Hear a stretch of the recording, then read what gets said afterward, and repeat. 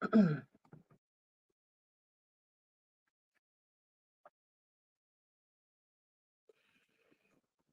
there, Fiona J. Lindsay here of Love My Lifestyle with Fiona J. Online business, personal development, and investing student and enthusiast, passionate about supporting professional women to creating an authentic lifestyle they love. Today, I'm coming to you live from my bedroom in the homestead on my property in the northeast of Victoria, Australia. And yes, I am about to head off to bed. Today, I wanted to have a conversation about turning around a bad day and how challenges can quite often be gifts in disguise.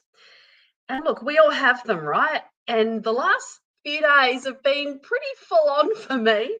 My husband Lars left on Sunday for the United States for work for a week. So it started Monday morning for me with first thing, my fridge failed to proceed on Monday morning. And I just feel like I've been stamping out spot fires ever since. This morning, I was on the phone to Microsoft Ads for nearly 3 hours solving an issue. Then Google was chasing me for money that I paid 6 months ago. My son was sent home on his first day back at school after holidays. I mean, it's just been an onslaught, right? And sometimes these things just sneak up on you and you really don't see them coming, right? For me, I had my stop the world, I want to get off moment, and we've all been there, right? We're all human.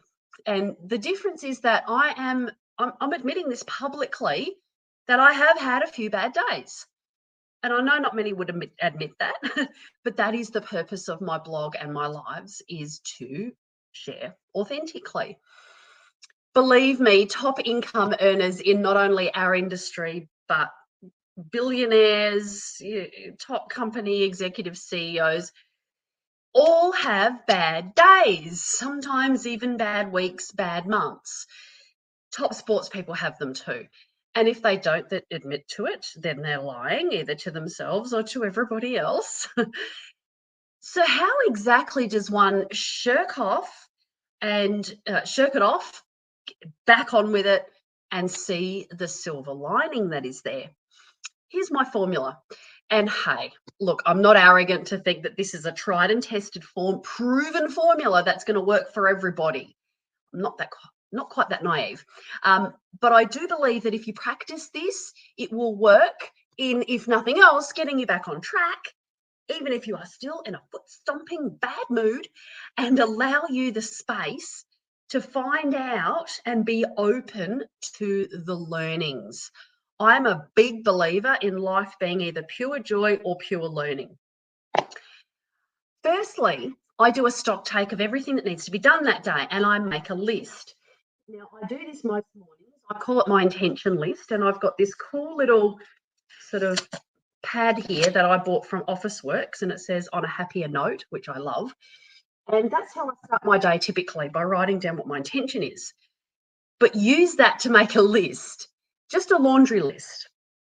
It doesn't have to be elaborate. It doesn't need to be done by a fancy program or an app or a spreadsheet or anything like that. Just like I showed you, just handwritten. Nothing alphabetized or categorized or highlighted or numbered, just a list.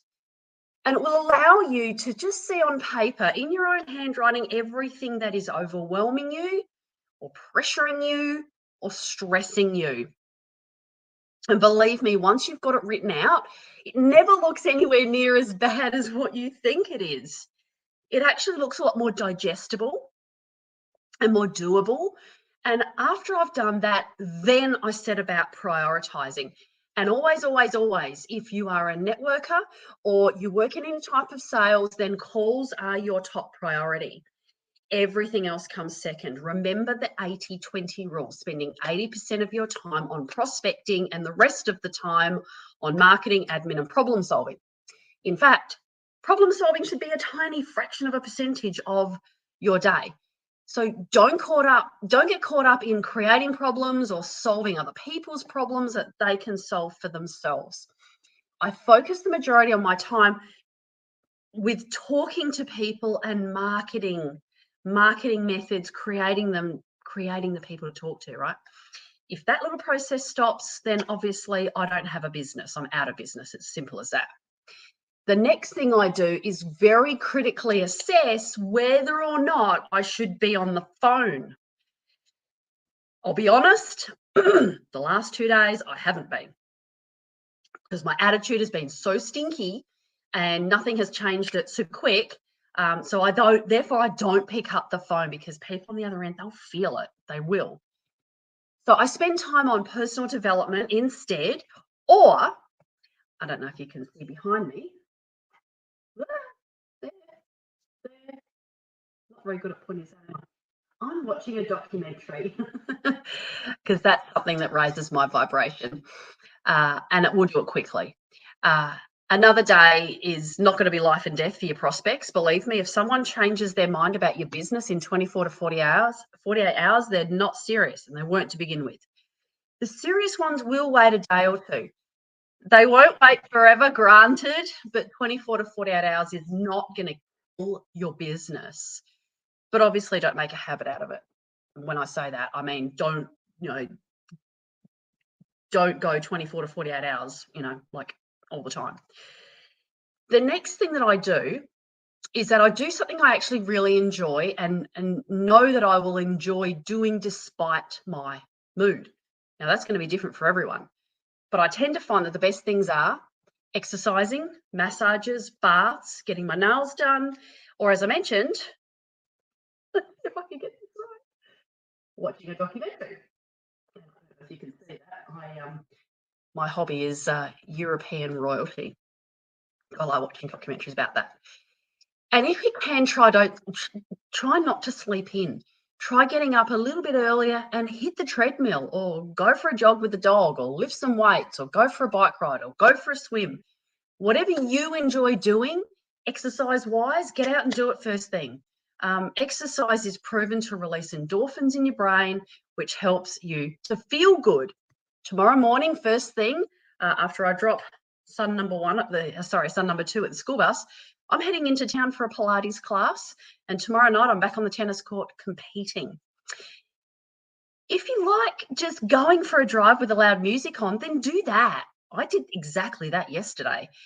If you have a daily method of operation, or DMO, and if you don't have one and are in business, then I would strongly recommend you get one and stick to this sucker like glue. Nothing will make you feel more awesome than sticking to it and having that sense of accomplishment and achievement, knowing that you've stuck to something and you've achieved it. And lastly, do some personal development, whether that be picking up a book, watching a DVD, listening to an audio, a podcast, head off to a seminar, whatever it is. Type personal development into your little Google box, see what comes up and what resonates with you. It's going to be different for everyone. Personally, for me, I'm not a fan of Tony Robbins, but hey, look, I know for a fact he's transformed lives around the world. Start with something simple like Think and Grow Rich by Napoleon Hill, or visit the websites of people like Bob Proctor and Jim Rohn. May they rest in peace. Sometimes doing one of these things will just be enough on their own to turn your mind around. Sometimes it'll take a couple, might take a few, sometimes it'll take all of everything that's on your list, and you'll need to literally do it all, but do it. Don't feel guilty. Don't feel pressured by your upline to get back to work. Believe me, if that's what's happening, you're in the wrong company. And it's particularly important in our business to take care of this. It is an especially demoralizing business, hearing the word no so often. I get that. But think of it this way. Life is up and down, right? Much like a cardiograph or a stock market chart. And if it was flatline, we'd be dead, right? So if you're down in the dumps, know that it's temporary.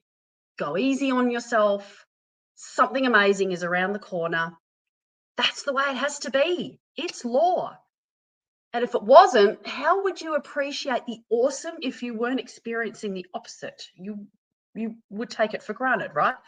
So play with this. Enjoy it. Excuse me. It's life, after all, in all of its joys and challenges. And always, always, always look for that silver lining, because it's there. You just have to be willing to see it. So that's it for today. Thank you so much for watching. If you got some value from the training today, I'd really appreciate it if you comment in the box below. And if you have never experienced personal development before and would like a great intro point, check the comment box below for our free 3-day Mind Power Mojo. In this boot camp, super short one, you'll be guided to the inner sanctums of your mind, and you will be taught step by step how to exercise and apply powerful techniques and principles to maximizing your personal power. So awesome. I love it. It's my gift to you for watching. Please give me a thumbs up if you're watching this on YouTube. And remember also to hit subscribe, hit the bell to be notified when I go live, and also click love, wow, emoji if you're on Facebook. And if you're on LinkedIn and you got some value, pop a clap or a love.